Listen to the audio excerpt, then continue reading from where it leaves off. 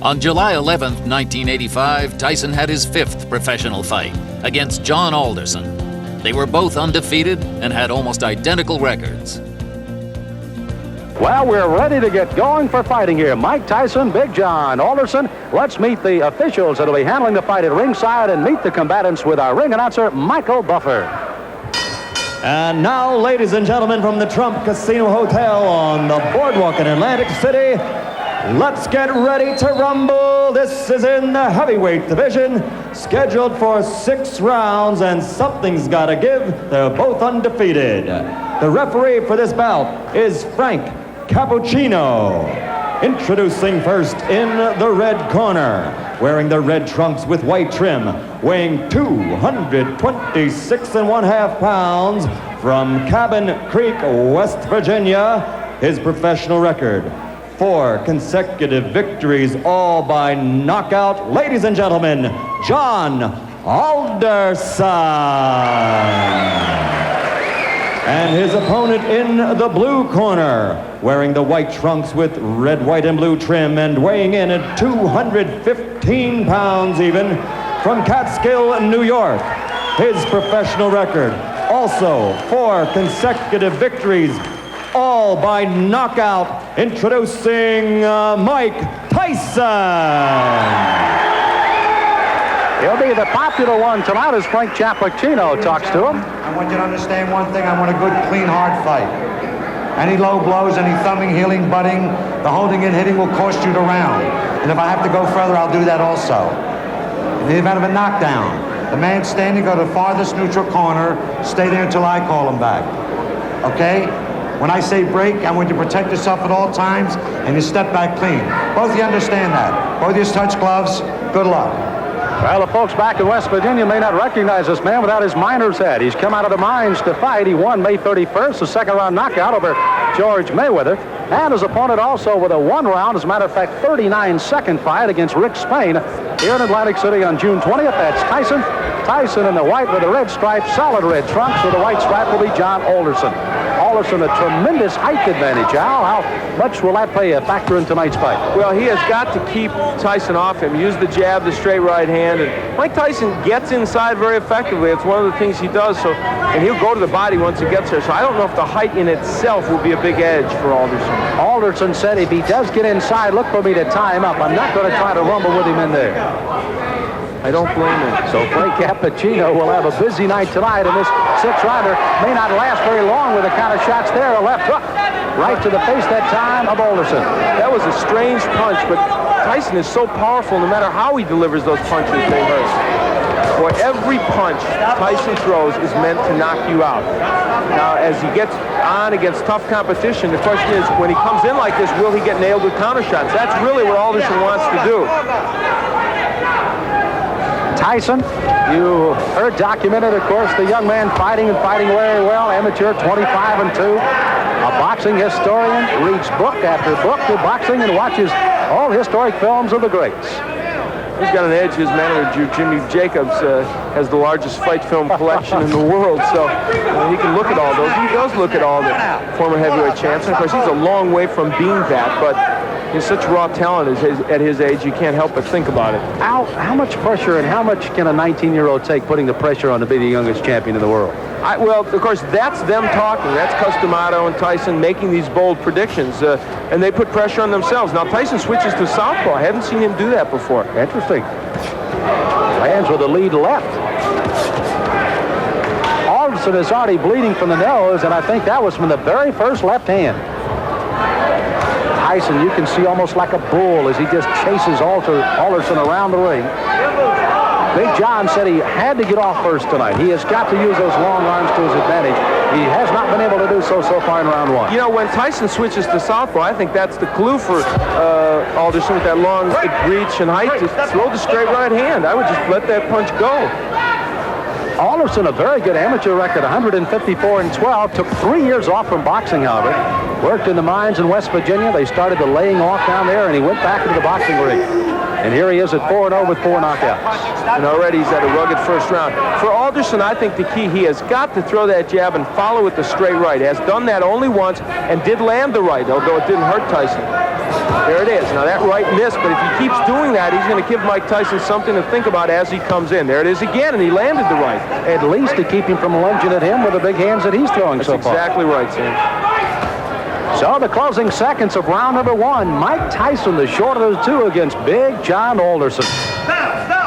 Mike Tyson delivers punches often in a very awkward fashion. Look at this left hand. That was a jab, but boy, he was off balance when he threw it. Still had a lot of power against Alderson. This is round number 2 of a scheduled 6-rounder heavyweights. Mike Tyson in the white trunks, Big John Alderson in the red.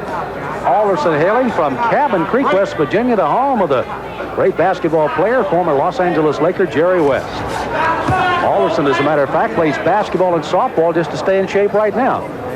I'd take him as the center of my ball club. Yeah, I think so. Muscle underneath. Now, Tyson, they told him to go to the body, and he's trying to do that in this round. But Mike hasn't been that busy when he gets on the inside. Good uppercut by Tyson. Alderson, you saw there, tried to lead in with a left jab and a right hand, but left himself wide open for the ducking Mike Tyson as he went right underneath. Mike Tyson doesn't wear any socks. I don't remember seeing a fighter in a long time that doesn't wear any socks. Or if he does, they're so short they don't even peek out over his shoes. I don't know what that's apropos of. It's the first time I've ever seen it, and it's kind of odd. Now there's the right. Oh, good countering right hand, and that stunned Alderman. He backs up another right hand, a combination by Tyson, and he goes on the attack. On the inside, Tyson is just ferocious. He throws those good, short, quick punches. The longest fight Tyson has ever been in has been a 4-rounder. He got a knockout there. His other 3 fights were first-round knockouts. Dan Halpin, I guess, is the only man, and this one may not go much longer, as a crushing right hand sends Alderson down. He's got a terrible cut over the left eye already. Clint Cappuccino right down in his face. He's going to make the count at 8. But that cut just on the outside of the left eye starts to ooze some blood now, and Tyson goes right back in on top of it. Tyson trying for his 5th straight knockout. Alderson weary on his feet, ready to go at any time. He's just trying to survive now. He's got to throw something out, though. He's laying in with Tyson. Frank may stop this fight. Ruling that as a slip, not a knockdown. Alderson peeking in over that swelling left eye, and here comes Tyson. Alderson throwing the right hand, no effect. Left hand that time sends him reeling against the ropes. He's almost virtually out on his feet right now, 29 years of age. Again, as I pointed out at the top of the show, that in itself could prove to be some difference in this fight, if nothing else. You know, Tyson looked at Cappuccino a moment ago as if, do you want to stop this? There he goes right back to work on that left eye as Alderson stays on his feet. Try to gamely throw a right hand as you see the closing moments of the second round here. Alderson down in this round, may survive as he goes down again at the bell. He's got to get up. Now, a fighter cannot be saved by the bell in any round with the exception of the last, so he must come to his feet at the ruling of the referee says okay. He is, and he goes into his corner. But if he comes out to answer this bell, it'll be a gutty performance by Big John Alderson. Here's his mouthpiece. Here's his mouthpiece. Here's his mouthpiece. Look, why don't you just come back and fight another one? Huh? Okay.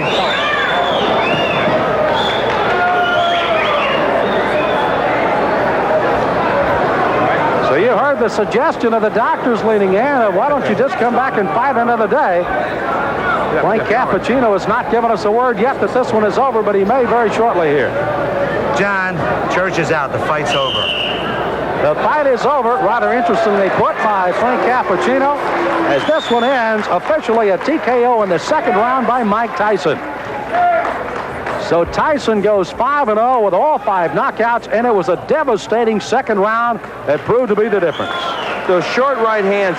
Now what happened is Alderman tried to throw the right hand continually, but what happened was Tyson learned how to counter it with his own right. And there's a good straight right hand by Mike Tyson. That sent Alderson down, and that was the first knockdown, I believe. And there's a happy Mike Tyson. You know, Al, you almost, as you pointed out, Mike kept looking to Frank Cappuccino saying, hey, this guy's not in real good shape. I can go ahead and keep hitting him, but indeed he did till the end of the round. Again, Alderson down at the end of the round. He had to clear the canvas by the count, obviously beat the count. Not saved by the bell. He does, and finally the doctors lean in and say, that's it, and Frank Cappuccino calls it off at the end of 2. It was a very typical Tyson performance. However, you know what? It showed both the good and the bad at this point of Tyson, because I think it showed that a good stand-up boxer with a good jab and a good straight right hand will land against him. Whether he'll hurt him, I don't know. But as you look at that young man, for 19, you have to like the strength and aggressiveness he has. Ladies and gentlemen, referee Frank Cappuccino stops the bout at the end of the 2nd round. The winner by technical knockout, still undefeated, 5 in a row, all by KO, Mike Tyson. Well, Tyson, it looks like he may have just had a walk in the park rather than a fight tonight with Big John Alderson.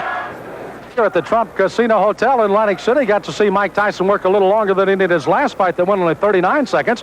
Gets a 2nd round TKO, and he visits with Al Bernstein in the ring. Al? Well, Mike Tyson, it was a performance in which you showed, I thought, the power that we know you have and the aggression, but also maybe walked into a couple more right hands than you'd like. Well, the right hands that I walked into wasn't catching me solidly. They were grazing right hands, which I'm very peculiar when the right hand comes. Excellent. The right hands are mostly never effective on catching me because I'm always slipping with them, and I'm on an angle which the points go diagonally forward. Okay, let's take a look at the last knockdown when you sent him down, and you can comment on it for us. Well, it's rolling a little bit in our monitor, but basically you really had a lot of power and you were nailing him with short punches.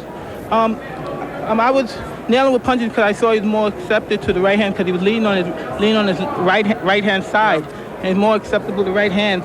I felt a little funny. I wasn't right. I wasn't the Mike Tyson that you saw earlier in the past because of the star buildup. It was a little intimidating. Is all that getting to you a bit? Now, you've placed a lot of pressure on yourself. You and Customato, he's stated flatly he thinks you're going to be the youngest heavyweight champion, the greatest heavyweight champion. What does all that do to your mental frame of mind? Well, I don't look at it that way because deep inside, when I'm not involved with boxing, I'm just a 19-year-old kid. And when I'm in the ring, then that's when I take care of business. Today was more difficult, a rugged performance because of the man's height, and he wasn't there to fight. He was there to try to last. He wasn't there really to fight, and he was running, and it made it more difficult because he was only there to survive. All right, well, Mike, congratulations. You got the win. That's the key. Excuse me, I would like to say happy birthday to my friend Diane Irvis. God bless you, and hope to have many more birthdays. All right, you gave her a little birthday present.